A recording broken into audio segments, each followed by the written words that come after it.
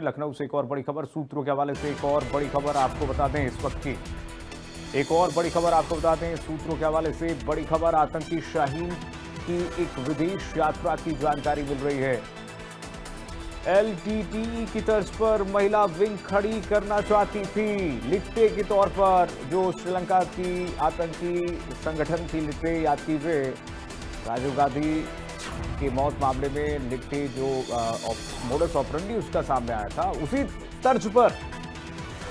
तर्ज पर ये आतंकी शाहीन विदेश यात्रा करती है और वहां से आती है तो ये अपना विंग खड़ा करना चाहती थी पूरे भारत में।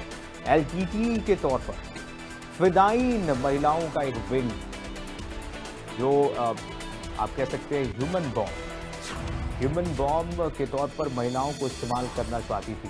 सूत्रों के हवाले से बड़ी खबर आ रही है इस वक्त की। आप मंसूबे देखिए, इसके खूंखार मंसूबे आतंकी शाहीन के विदेश यात्रा की जानकारी। एलटीटी की तर्ज पर महिला विंग खड़ी करना चाहती थी। वर्षा हमारे साथ जुड़ी हैं तमाम जानकारी के साथ। वर्षा, ये खूंखार मंसूबे, इसको देख करके ऐसा कोई भी अंदाजा नहीं लगा सकता था कि इसके दिमाग में क्या चल रहा है, और इस तरीके के इसके मंसूबे और जो खतरनाक इस वक्त जो खुलासा हो रहा है एक के बाद एक। एलटीटी की तर्ज पर ये महिला विंग खड़ा करना चाहती थी और वो भी फिदायीन महिलाएं।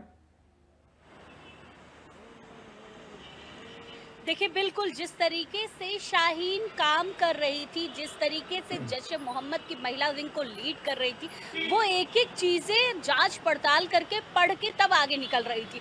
और टर्की की यात्रा में ये साफ तरीके से कहा गया है, एलटीटी की जितने भी लेख थे वो भी कहीं न कहीं शाहीन ने पढ़े थे और ये जानने की कोशिश कर रही थी कि एलटीटी जो काम करती थी महिलाओं को लेकर, वो किस तरीके से करती थी और उसको लेकर एक बड़ा विंग तैयार करने की कोशिश कर रही थी भारत के अंदर।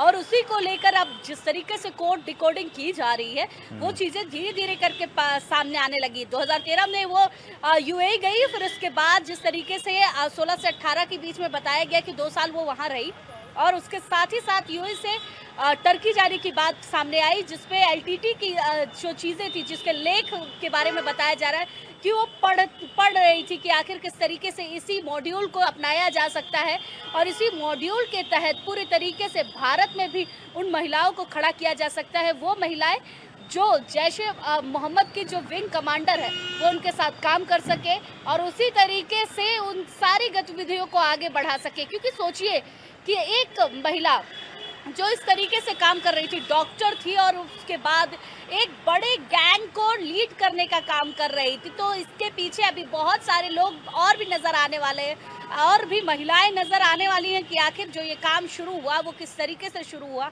और इसके साथ जो बताइए, ऐसे टीमें लोग थी जो वो किस भारत तरीके से काम में कर रही। पढ़ते हैं, भारत सरकार के पैसे से पढ़ते हैं, भारत की खाते हैं और भारत के लोगों को ही मारने की फिराक में रहते हैं। शुक्रिया, बहुत बहुत धन्यवाद आपका वर्षा, तमाम जानकारी साझा करने के लिए।